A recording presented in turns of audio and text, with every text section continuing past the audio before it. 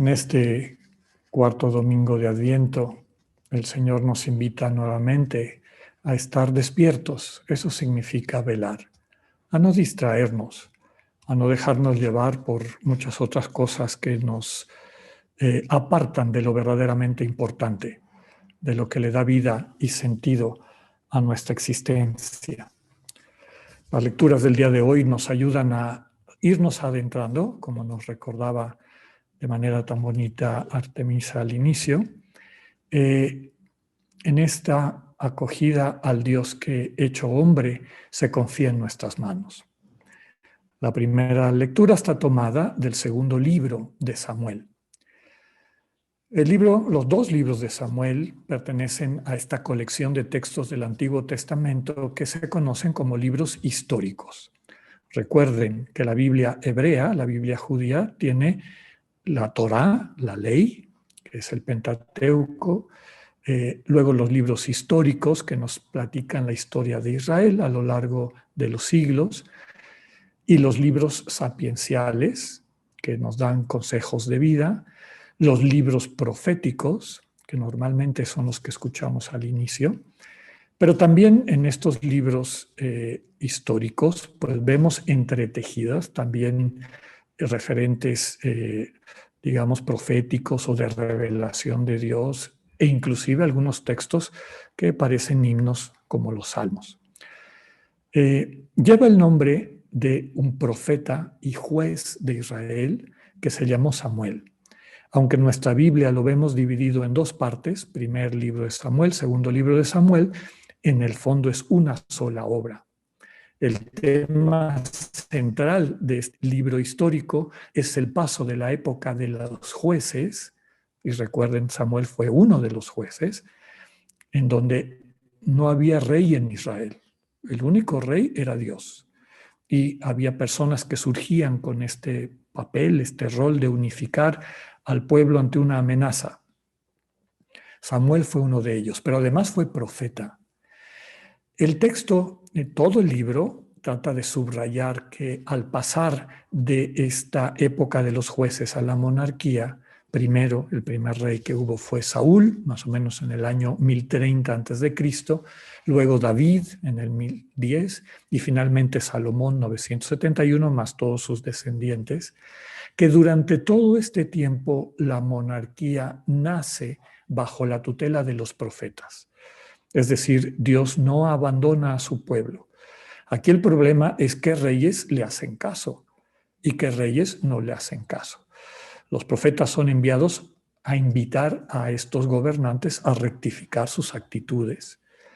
La lectura de hoy nos presenta el contraste en la pretensión de David que quiere construirle una casa a Yahvé, es decir, el templo.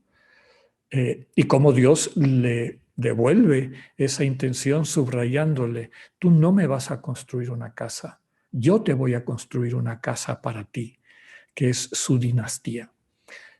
Prefigura de una manera profética que el Señor Jesús finalmente, y Jesús vivo en cada hermano y cada hermana, es el templo del encuentro, ¿no? Como frase que resume la lectura que escucharemos: tu trono será estable eternamente. Es decir, esta promesa de Dios no cambia, no se pierde.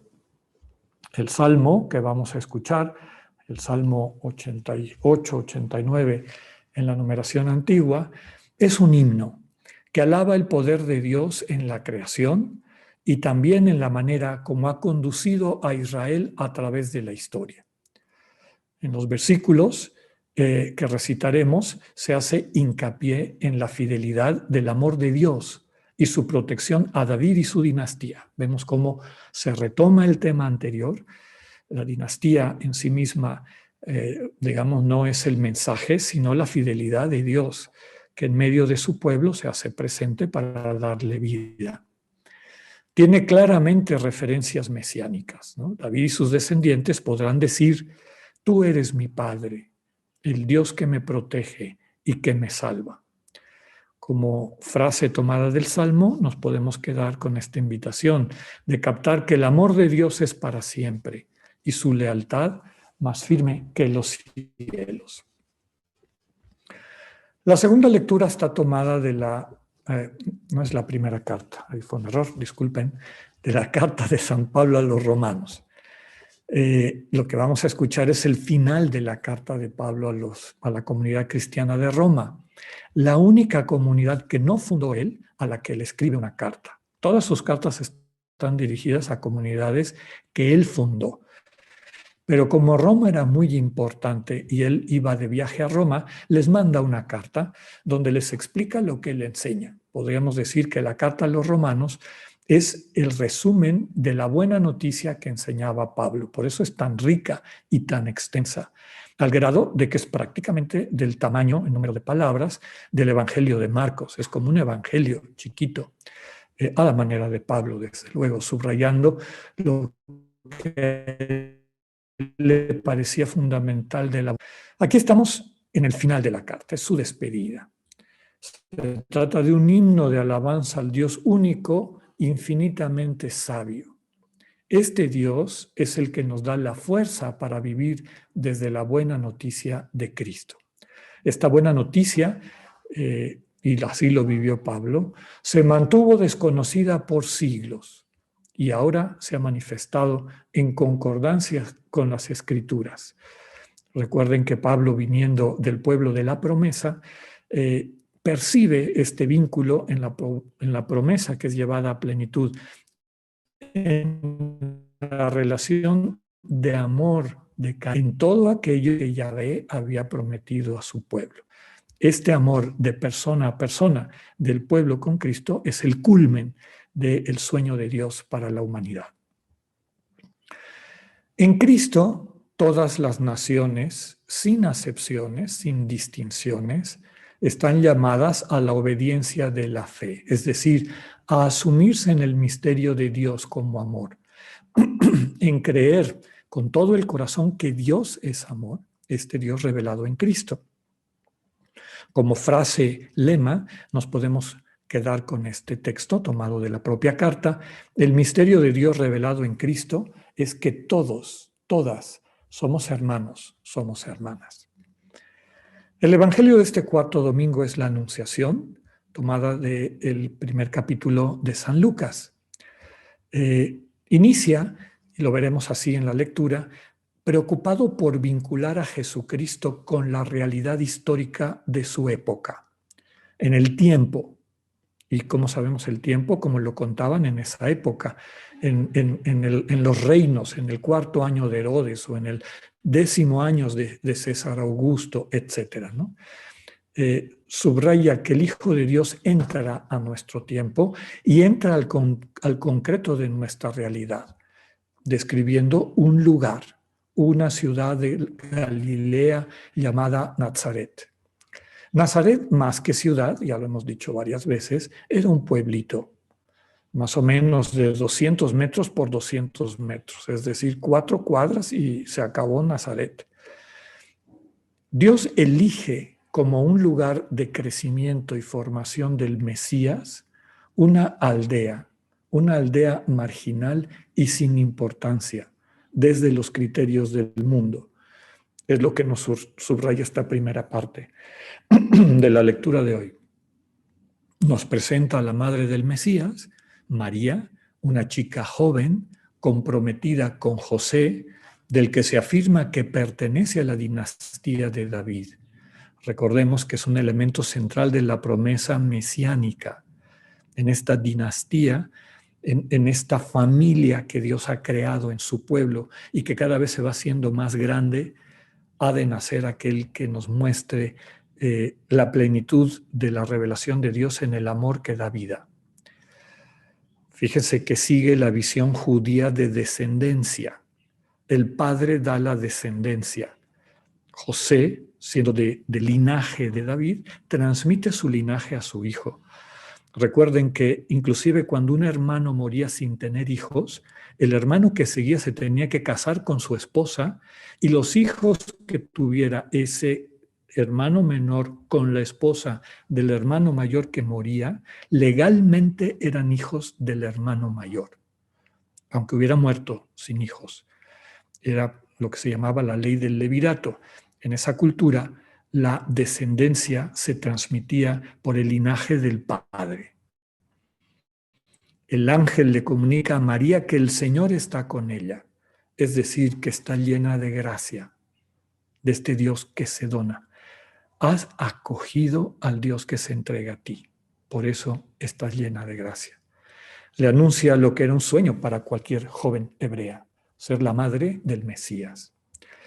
Gabriel le comunica que el niño será concebido por ella con la intervención del Espíritu Santo, por lo que será debidamente llamado Hijo de Dios. Le anuncia a María el nombre del niño, es decir, su vocación. Jesús, en hebreo Yehoshua, que significa Yahvé salva, o mejor aún, Yahvé salvando. La vida de este niño va a ser Yahvé salvando, Dios salvándonos. También subraya el anuncio que en Jesús se lleva a plenitud la promesa de Dios a David. El niño recibirá del Señor Dios el trono de David su padre y reinará para siempre. Su reino no tendrá fin. Nos podemos quedar con esta frase que nos capacita, nos impulsa, nos lanza a los próximos días de meditación, contemplación, para prepararnos a acoger al misterio que viene a nosotros. Nada es imposible para Dios. En Cristo, nacido de una virgen en una aldea pobre y marginal, Dios revela su misterio de amor.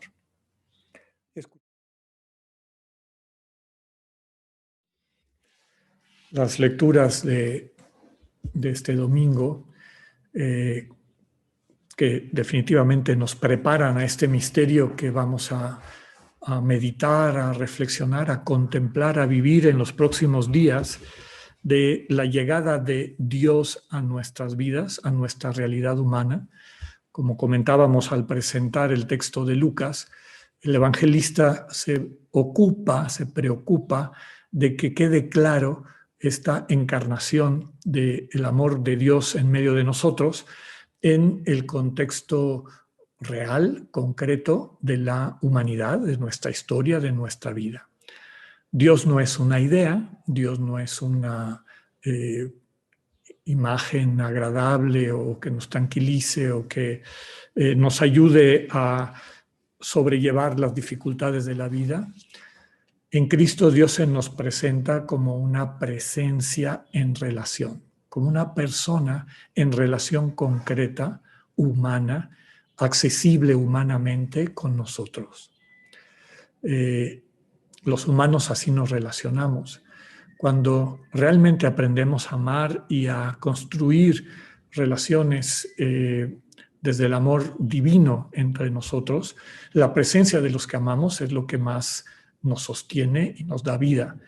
Esa presencia que se traduce en una comunicación de todo tipo, por palabras, por actitudes, por miradas, por infinidad de vehículos que sirven de puentes o de maneras concretas para que percibamos lo que hay en el corazón de esa persona que así nos mira, que así nos habla, que así nos sirve, que así se pone en nuestras manos. Para la humanidad era muy importante encontrarnos con este Dios vivo y verdadero. El Dios que a través de su amor o desde la desde el frágil poder de su amor, podía transformar nuestras vidas para incorporarnos en su proyecto de comunidad, de comunión, en esa fiesta. Yo creo que es el paralelo de nuestra vida cotidiana que más nos permite entender este sueño de Dios para cada uno de nosotros. Las fiestas de las familias que se reúnen para compartir la alegría, para compartir el sentirse hijo de uno cada, y desde luego también los recuerdos, el camino como familia, como comunidad. La imagen cristiana de la vida plena es un banquete, el banquete al que Dios nos invita a todos y a todos. Dios entra en nuestra historia. Primera enseñanza. Segunda enseñanza, lo mejor que puedes hacer es dejar la inmunidad a Dios, que vaya cambiando tu entorno para que te vaya capacitando su venida concreta a convertirte a ti en una buena noticia para los demás. Nos lo dice la palabra de este segundo libro de Samuel. Ante la pretensión de David de construir un templo, un lugar del encuentro de su pueblo, le dice Dios a David, es mí. El lugar del encuentro va a ser esta familia, esta dinastía, este pueblo al que te invito a que me ayudes a construir. Pero lo que lo va a consolidar, lo que le va a permitir ser todo lo que puede ser la alegría, la plenitud, ¿qué más podríamos decir? El encuentro de la búsqueda de sentido, la meta de la búsqueda de sentido que tú estás sintiendo, David, esa te la voy a dar yo. Y te la voy a dar en esta familia que te estoy regalando, en este pueblo que estoy poniendo bajo tu cuidado. Pero el que fija la pauta, el que te va a llevar, el que te va a dar los elementos necesarios para que puedas prestar ese servicio de rey, es decir, de líder de este colectivo, soy yo. Fíjate en mi amor, fíjate en la manera que yo del aprisco y de una vida que no era la vida que tú estabas ya a desempeñar y cómo te ha acompañado hasta ahorita. Claramente el mensaje es, deja a Dios ser Dios. Lo mismo subraya este final de la carta de Pablo a los. Dios sabe los tiempos, Dios sabe de qué manera, pero tarde o temprano, en la plenitud de los tiempos de toda la humanidad, en la plenitud de los tiempos tuyos y míos, cuando nuestro corazón está maduro, cuando nuestro corazón deja atrás las distracciones que endurecen nuestra capacidad de percibir a los demás, percibir los actos de amor sutiles de Dios hacia nosotros y también de las personas que nos aman hacia nosotros, cuando dejando atrás ese corazón duro o corazón de piedra, nos abrimos a percibir, captamos este amor como entrega. Eso es la plenitud de los tiempos. Y eso varía, les digo, a nivel humanidad y a nivel cada una de nosotros. El tiempo de Adviento es la invitación que Dios nos da cada año de decir, arriésgate a que ahorita sea la plenitud de los tiempos para ti. ¿Estás dispuesta? ¿Estás dispuesto a dejar a Dios? Y eso implica que dejes a un lado tus expectativas. Dejes a un lado tus expectativas de construirme un templo. Dejes a un lado tus expectativas de pagarme la salvación o de ganarte mi protección, etcétera, etcétera. A un lado todas tus expectativas, tus temores, tus incertidumbres.